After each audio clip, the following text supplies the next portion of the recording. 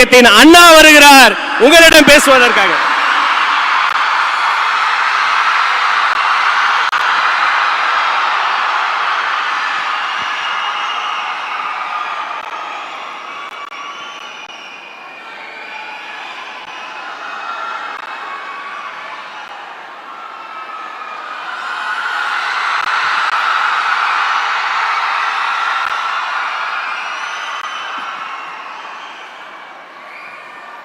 நாட்டுக்காக உழைப்பதற்கு அண்ணா பிறந்தார்.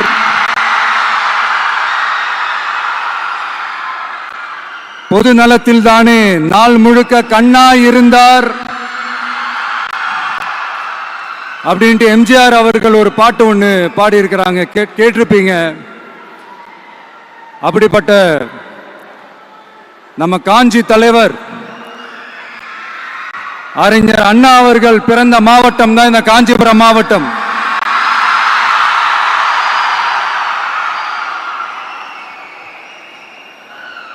தன்னுடைய வழிகாட்டின்றதுனாலேயே தான் ஆரம்பிச்ச கட்சியினுடைய கொடியில அறிஞர் அண்ணா அவர்களை வச்சவர் எம்ஜிஆர். ஆனா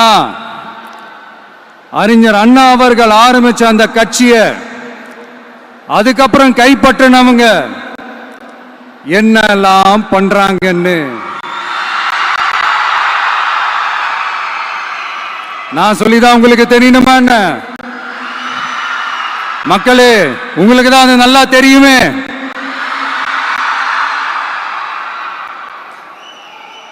தனிப்பட்ட முறையில் எங்களுக்கும் அவங்களுக்கும் எந்த பிரச்சனையும் கிடையாதுங்க. எந்த வாய்க்கா வரப்பு தகராறுலாம் எதுவுமே கிடையாதுங்க. அப்படியே இருந்தாலும் அது நம்ம கண்டுக்கவே போறது இல்லைங்க. தனிப்பட்ட முறையில் அவங்களுக்கு வேணா நம்ம மேல வன்மத்தோட இருக்கலாங்க. ஆனா நாமெல்லாம் அப்படி கிடையவே கிடையாதுங்க. ஆனா உங்களை என்ன நம்ம எல்லாரையும் பொய் சொல்லி நம்ப வச்சு ஓட்டு போட வச்சு ஏமாத்தினாங்கல்ல,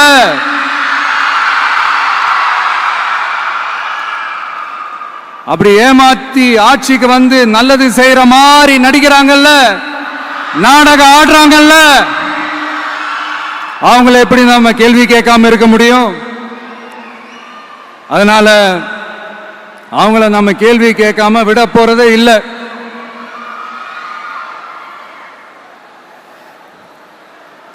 இதை ஏன் நான் காஞ்சிபுரம் மாவட்டத்தில் இருந்து நான் சொல்றேன்னா, தெரிஞ்சோ தெரியாமலோ இந்த மாவட்டத்துக்கும் நமக்கும் ஆட்டோமேட்டிக்காவே ஒரு கனெக்ஷன் ஒன்று ஏற்படுதுங்க.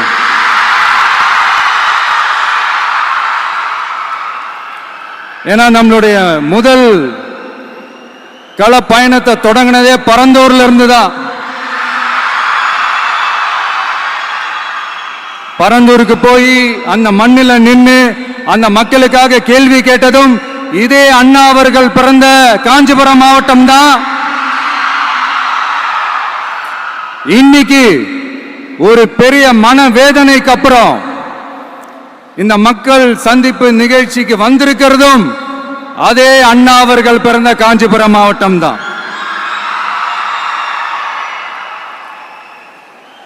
அதனால நமக்கு எல்லாமும் கொடுத்த நம்ம மக்களுக்காக எல்லா நல்லதையும் செய்யணும், அதுவும் சட்டப்பூர்வமாக செய்யணும், அங்கீகாரத்தோட செய்யணும், அதிகாரப்பூர்வமாக செய்யணும், ஒட்டுமொத்த தமிழ்நாட்டு மக்களுக்கும் செய்யணும், ஒரே மாதிரி செய்யணும், ஒரே எண்ணத்தோட செய்யணும்.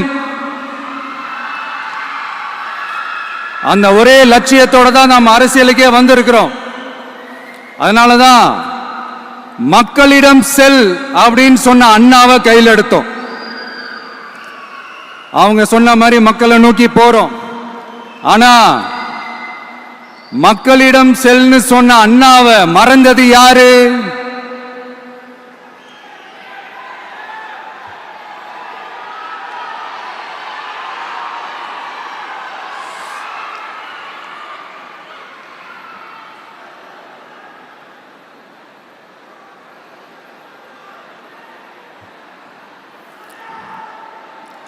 கொள்கையா?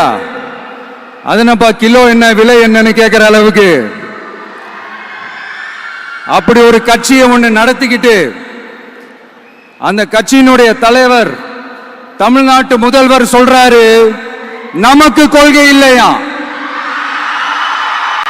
எப்படி? நமக்கு கொள்கை இல்லையா? பிறப்புக்கும் எல்லா உயிருக்கும்னு ஒரு அடிப்படை கோட்பாட்டை நம்ம கட்சியினுடைய ஒரு முக்கிய கோட்பாட்டை அறிவிச்ச நமக்கு கொள்கை இல்லையா? எல்லாருக்கும் எல்லாமும் கிடைக்கணும், சமூக நீதி கிடைக்கணும், அந்த சமூக நீதி உண்மையான சமூக நீதியா இருக்கணும், சாதி வாரி கணக்கெடுப்பு நடத்தணும்னு ரொம்ப ஸ்ட்ராங்கா சொன்ன நமக்கு கொள்கை இல்லையா? CAA அறிவிச்சதுக்கு அப்புறம் அப்ப நம்ம கட்சி ஆரம்பிக்கிறதுக்கு முன்னாடியே எதிர்த்த நமக்கு கொள்கை இல்லையா? வகுப்பு சட்டத்தை எதிர்த்து உச்ச நீதிமன்றத்துக்கு முதல்ல போன நமக்கு கொள்கை இல்லையா? நீட்ட வந்தா ஒழிச்சிருவேன், நீட்ட வந்தா அழிச்சிருவேன், ஆட்சிக்கு வந்தவனே ரத்து செய்யறதே நீட்ட தான், அப்படி இப்படின்னு கதையெல்லாம் விடாம கல்விய மாநில பட்டியல சேர்க்கணும்னு சொன்னதோட மட்டும் இல்லாம அதுக்கு ஒரு இடைக்கால தீர்வை சொன்ன நமக்கு கொள்கை இல்லையா? சமத்துவம் சம வாய்ப்புன்னு ரொம்ப ஸ்ட்ராங்கா சொன்ன நமக்கு கொள்கை இல்லையா? இப்படி கொள்கையை வெறும் பேச்சில மட்டுமே பேசிக்கிட்டு எல்லா கொள்கையும் அண்டர் கிரவுண்ட்ல அடக்கி வச்சுக்கிட்டு என்னமோ இவங்களுக்கு மட்டும்தான் எல்லா கொள்கையும் குத்தகைக்கு எடுத்த மாதிரி, இவங்க கொள்கையே கொள்ளை தானே. எப்படி? இவங்க கொள்கையே கொள்ளை தானே. இதெல்லாம் மக்களுக்கு யாருக்கும் தெரியாதுன்னு நினைச்சிட்டு இருக்கீங்களா?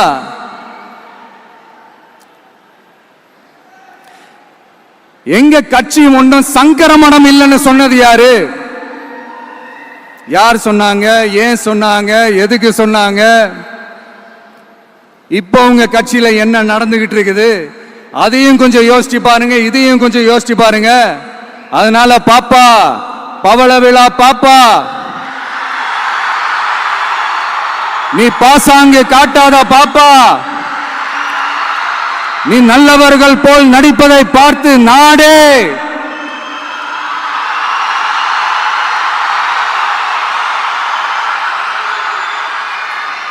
பாப்பான்னு சொன்னோம். அப்ப கூட பாத்தீங்கன்னா பாப்பான்றது ரொம்ப ஆசையா பாசமா சாஃப்டா தான் சொன்னோம். அதையே நீங்க அதிர்ச்சியா எடுத்துக்கிட்டீங்கன்னா அதுக்கு நாங்க என்ன பண்றது? அதே நீங்க விமர்சனம்னு சொன்னீங்கன்னா நாங்க என்ன பண்றது? இன்னும் நாங்க விமர்சனம் செய்ய ஸ்டார்ட் பண்ணவே இல்லையே, இன்னும் நாங்க அடிக்க ஸ்டார்ட் பண்ணவே இல்லையே, அதுக்குள்ள அலர்னா எப்படி?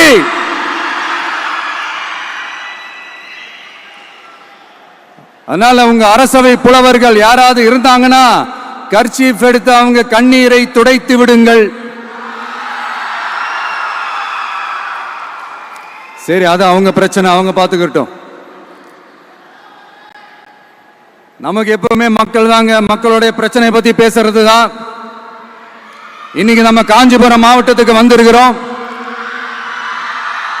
இங்க மக்கள் ஃபேஸ் பண்ற அந்த பிரச்சனையை பத்தி நம்ம பேசி ஆகணும்.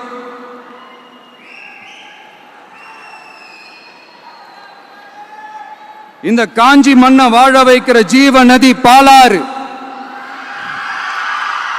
உயிர் நதி பாலாறு. இந்த மக்களோட உயிரோடவும் ரத்தத்தோடும் கலந்து ஓடுவது பாலாறு. அந்த பாலாறை இன்னைக்கு பெரியார் பெயரையும் அண்ணா பெயரையும் சும்மா பேருக்கு வச்சுக்கிட்டு ஆட்சி நடத்துறவங்க என்ன பண்றாங்க தெரியும்ல? சுரண்டிட்டாங்க, கொள்ளையடிச்சிட்டாங்க, நாசம் பண்ணிட்டாங்க, மோசம் பண்ணிட்டாங்கன்னு இன்னும் என்ன வேணாலும் சொல்லலாம். ஆக மொத்தம் அழிச்சிட்டாங்க. இதை நான் ஏதோ போற போக்கில் ஏதோ அடிச்சு விடலங்க, ஆதாரத்தோட தான் சொல்றேன்.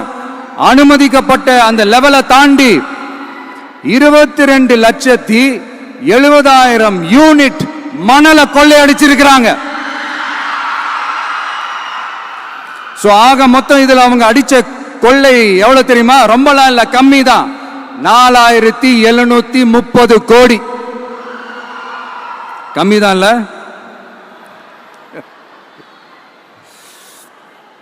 இதுக்கெல்லாம் அவங்க ஆதாரம்லாம் கேட்க முடியாது. ஏன்னா இந்த ஆதாரம்லாம் ஆல்ரெடி கோர்ட்ல இருக்குது, அமலாக்கத்துறை டிபார்ட்மெண்ட்ல இருக்குது.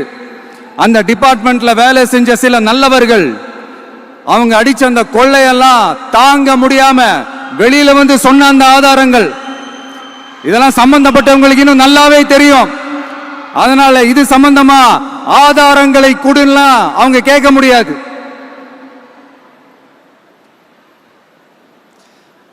மணலை கொள்ளையடிச்சா நீர்நிலைகள் அழியும், ஏரி குளம் கண்மா எல்லாம் அழியும்.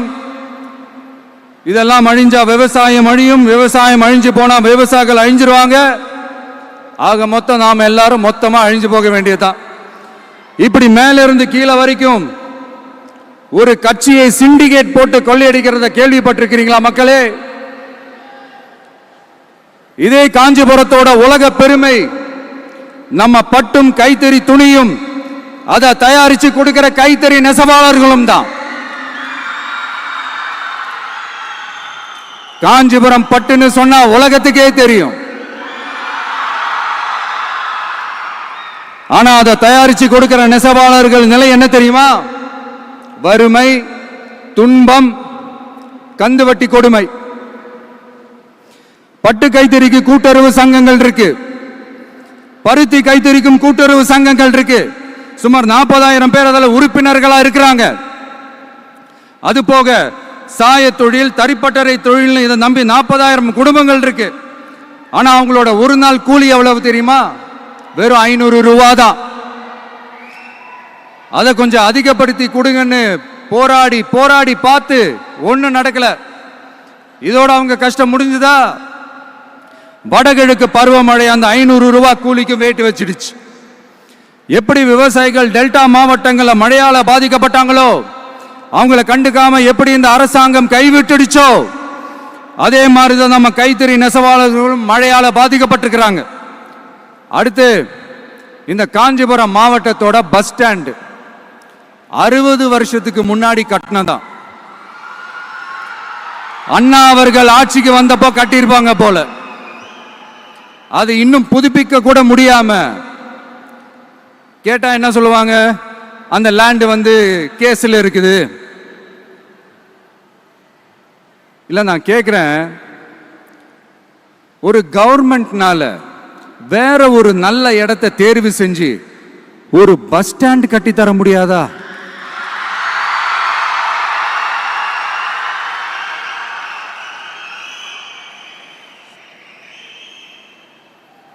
பிரச்சனை என்ன தெரியுமாங்க? அவங்களுக்கு மக்களை பத்தி யோசிக்கிறதுக்கே நேரம் இல்லை. அதுதான் பிரச்சனை. அடுத்து பாலாஜாபாத் பக்கத்துல அவலூர் ஏரி இருக்கு. அது பாலாற்றை விட உயரமா இருக்கு. அதனால என்ன ஆகுதுன்னா ஆத்து தண்ணி ஏரிக்கு போக முடியாம போயிடுது. அதை சரி பண்ணி அந்த இடத்துல ஒரு தடுப்பணையை கட்டினா ஏரி நிறைய தண்ணி நிற்கும். அப்படி நின்னா அவலூர் மட்டும் இல்ல, ஆசூர் உட்பட இன்னும் எத்தனை கிராமங்கள், எத்தனை ஆயிரம் ஏக்கர் விவசாயம் நல்லா நடக்கும். இதுக்கு இன்னும் எத்தனை வருஷம் மக்கள் கோரிக்கை கொடுக்கணும், மக்கள் போராடணும்.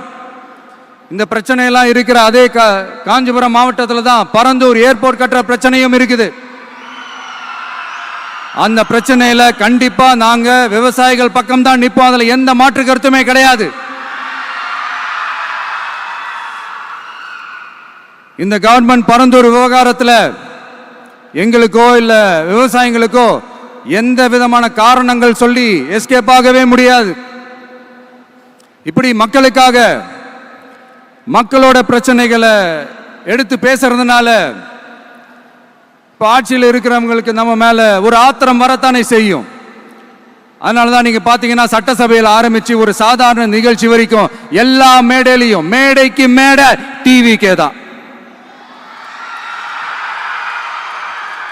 டிவிக்கே அவதூறு, அவதூறு டிவிக்கே, டிவிக்கே அவதூறு, அவதூறு டிவிக்கே. இதுக்கெல்லாம் கண்டிப்பா நாங்க பதில் சொல்லுவோம், சொல்லாமலாம் இருக்க மாட்டோம். இப்ப கூட கரூரை பத்தி பேசுவேன்னு எதிர்பார்த்திருப்பாங்க.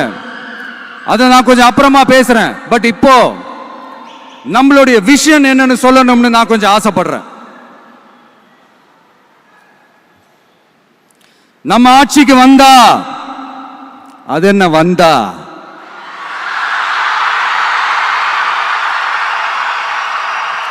வருவோம். மக்கள் கண்டிப்பா நம்மள வர வைப்பாங்க. மக்களுக்கான ஆட்சியை மக்களே விரும்பி வர வைக்கத்தானே செய்வாங்க. அப்படி மக்களால் அமைக்கப்பட போற நம்ம ஆட்சியில நம்ம என்ன செய்ய போறோம்ன்றது அதுக்கான அந்த தேர்தல் அறிக்கையில அது ஒரு அதுக்கான விளக்கத்தை டெஃபினட்டா கொடுப்போம். பட் அதுக்கு முன்னாடி ஒரு சின்னதா லைட்டா நான் கொஞ்சம் அதை சொல்லணும்னு ஆசைப்படுறேன். எல்லாருக்கும் நிரந்தரமான வீடு இருக்கணும்.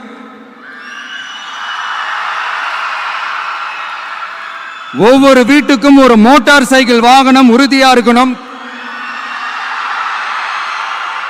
காரும் தான் லட்சியம். அதுக்கான வசதி வாய்ப்பை உருவாக்குற அளவுக்கு பொருளாதார வளர்ச்சிக்கு வழியை உண்டாக்கணும். ஒவ்வொரு வீட்டில் இருக்கிற ஒவ்வொருத்தரும் மினிமம் டிகிரி படிச்சிருக்கணும்.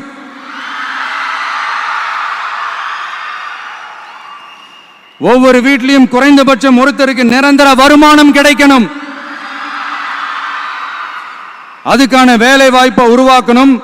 அதுக்கு தகுந்த மாதிரி கல்வியில பாடத்திட்டத்தில் சீர்திருத்தம் செய்யணும். கவர்மெண்ட் ஹாஸ்பிட்டல்ஸுக்கு மக்கள் எல்லாரும் பயம் இல்லாம நம்பி போற மாதிரி மாத்தணும். பருவமழை காலத்தில் ஏற்படுற வெள்ளத்தால ஊரும் சரி மக்களும் சரி விவசாயமும் சரி பாதிக்கப்படாம இருக்கணும். அதுக்கு 4000 கோடி திட்டம்னு ஒரு உருட்டுனாங்களே, அந்த மாதிரி எல்லாம் எதுவும் இல்லாம உண்மையான ஒரு பாதுகாப்பு திட்டத்தை உருவாக்கணும். மீனவர்களோட, தொழிலாளர்களோட, நெசவாளர்களோட, அரசு ஊழியர்கள் மற்றும் ஆசிரியர்களோட கருத்து கேட்டு அவங்களுக்கான பாதுகாப்பு மற்றும் வளர்ச்சி திட்டங்களை உருவாக்கணும். உருவாக்குறது மட்டும் இல்ல, அதை செயல்படுத்தணும். முக்கியமா இண்டஸ்ட்ரியல் டெவலப்மெண்ட்ஸ்ல கான்சென்ட்ரேட் பண்ணணும். எல்லாத்தையும் விட ரொம்ப ரொம்ப முக்கியம், சட்டம் ஒழுங்க ரொம்ப ஸ்ட்ரிக்டா வச்சிருக்கணும். நம்மளுடைய அம்மா, அக்கா, தங்கச்சிகள், அவங்களுடைய பிள்ளைகள், குழந்தைகள் எல்லாருக்கும் பாதுகாப்பை, அதுவும் உண்மையான ஸ்ட்ராங்கான பவர்ஃபுல்லான பாதுகாப்பை உண்டாக்கணும். அண்ணா யூனிவர்சிட்டியில நடந்த அந்த பெண்ணுக்கு நடந்த அந்த பிரச்சனை மாதிரியோ, இல்ல கோவையில் நடந்த அந்த கல்லூரி பெண்ணுக்கு நடந்த பிரச்சனை மாதிரியோ அதெல்லாம் நடக்க விடவே கூடாது. நம்ம வீட்டு பெண்கள் ஸ்ட்ராங்கா, பயமே இல்லாம தைரியமா இருக்கணும்.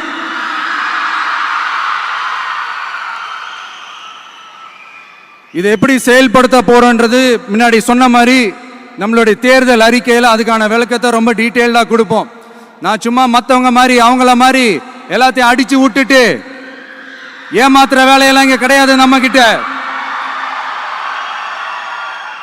நான் மறுபடியும் சொல்றேன், நம்ம அரசியலுக்கு வந்தது உங்களுக்கு நல்லது நல்லது நல்லது மட்டுமே செய்யறது தான். எங்களுக்கு வேற எந்த அஜெண்டாவும் கிடையாது. அதனாலதான் பாத்தீங்கன்னா கொள்கை எதிரி யாரு, அரசியல் எதிரி யாருன்னு திட்டவட்டமா சொல்லிட்டு அது வெளியே சொல்லிட்டு களத்துக்கு வந்திருக்கிறோம். அதுல எந்த விதமான குழப்பமோ எந்த விதமான ஊசலாட்டமோ எதுவுமே இருக்க போறதில்ல. இந்த விஜய் சும்மா எதையும் சொல்ல மாட்டான். ஒன்னு சொன்னா அதை செய்யாம விட மாட்டான். அது மக்களுக்கு நல்லாவே தெரியும். அப்புறம் ஒரு அதிசயம், அதிசயம் சொல்ல முடியாது, இது ஒரு கண்டுபிடிக்க முடியாத ஒரு உண்மைன்னு சொல்லலாம். அது என்னப்பா, அது தற்குறியா?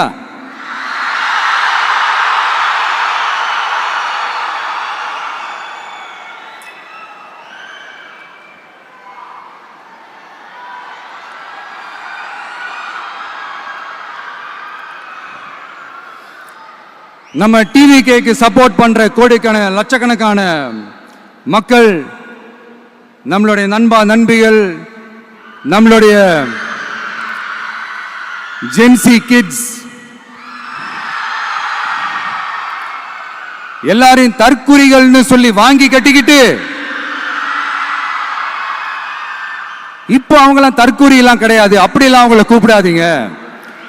அவங்க சங்கிகள்லாம் கிடையாது, அப்படிலாம் அவங்கள கூப்பிடாதீங்கன்னு சொல்லி ஒரு குரல். யாருடா அந்த குரல் அப்படின்னு பார்த்தா,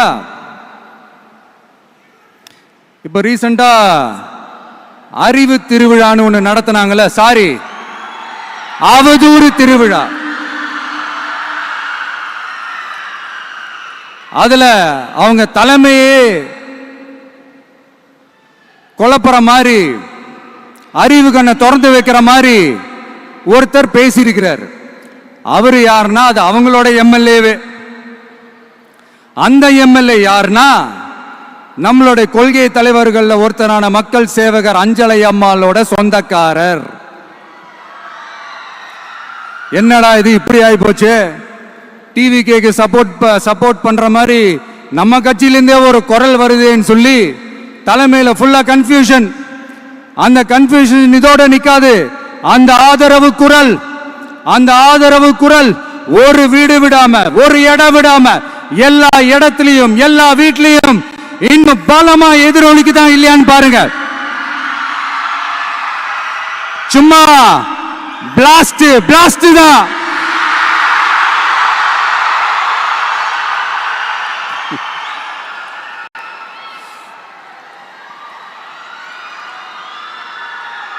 இது இன்னைக்கு நேத்தெல்லாம் நடக்கலங்க, 1972 நடந்து முடிஞ்சிருச்சு. எப்போ எம்ஜிஆர் அவர்கள் கட்சி ஆரம்பிச்சாங்களோ அப்பவே அது ஒரு கூத்தாடி கட்சி. எப்போ எம்ஜிஆர் அவர்களுக்கு பின்னாடி அத்தனை மக்கள் திரண்டு நின்னாங்களோ அப்பவே அது ஒரு கூத்தாடி கும்பல்.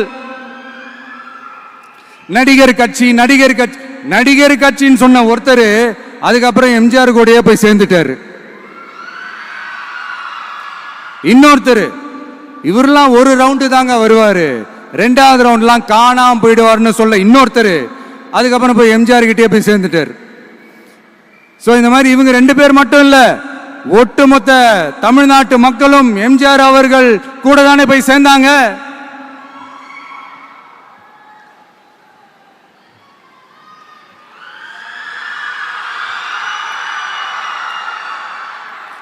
அதனால இது வரலாறு.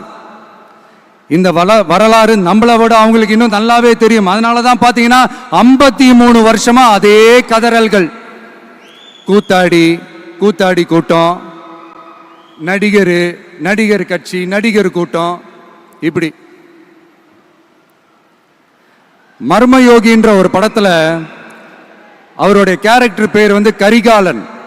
அதுல ஒரு சூப்பர் டயலாக் ஒன்று சொல்லியிருப்பாரு, குறி வைத்தால் தவற மாட்டேன், தவறுமானால் குறியே வைக்க மாட்டேன்.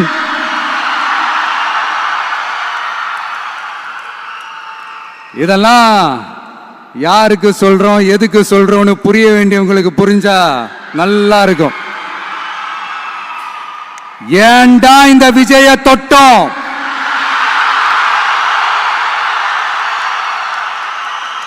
ஏண்டா விஜய் கூட இருக்கிற அந்த மக்களை தொட்டோம், நினைச்சு ஃபீல் பண்ண போறீங்க.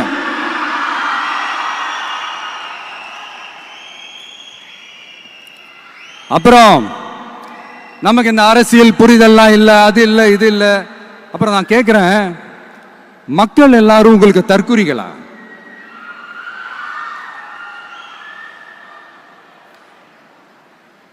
அதே மக்களோட ஓட்டு வாங்க போற நாம தற்குறிகள்னா, அப்ப இவ்வளவு நாள் அதே மக்கள் கிட்ட இருந்தானே நீங்க ஓட்டு வாங்கிட்டு இருந்தீங்க. அப்ப நீங்க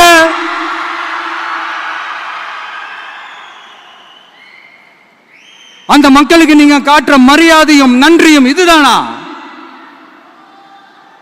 ஒண்ணு மட்டும் சொல்றேன், எழுதி வச்சுக்கோங்க. இந்த தற்குறின்னு சொல்றீங்கல்ல, இந்த தற்குறிகள்லாம் ஒன்னா சேர்ந்துதான் வாழ்நாள் பூரா விடையை கண்டுபிடிக்காத முடியாத அளவுக்கு உங்க அரசியலே ஒரு கேள்விக்குறியாக்க போறாங்க.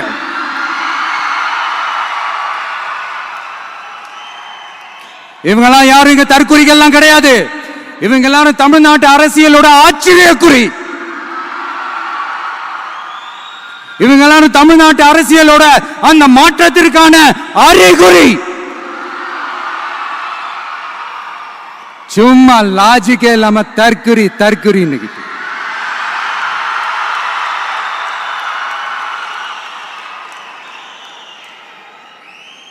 நண்பா, நம்பி,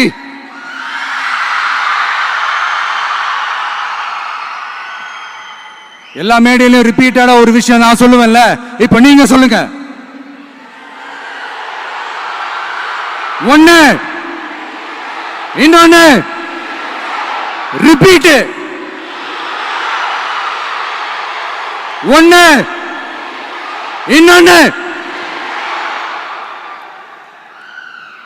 இந்த போட்டி எப்படி இருக்க போகுதுன்னா, மக்களோட மக்களா நிக்கிற நமக்காக மக்களே டிசைட் பண்ணி போறாங்க. My dear sir, my dear uncle,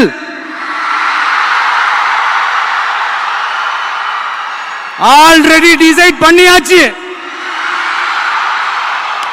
கான்பிடென்டா இருக்க மக்களே, நல்லதே நடக்கும், வெற்றி நிச்சயம். மீண்டும் சந்திக்கும் வரை நன்றி, வணக்கம்.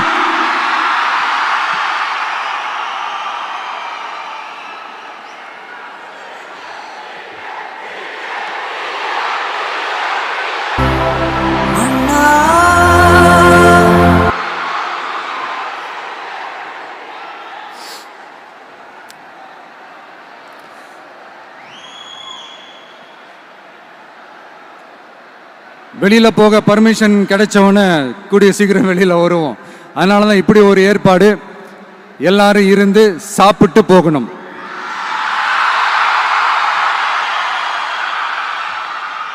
நன்றி, வணக்கம். சொல்ல மறந்துட்டேன், என் நெஞ்சில் குடியிருக்கும்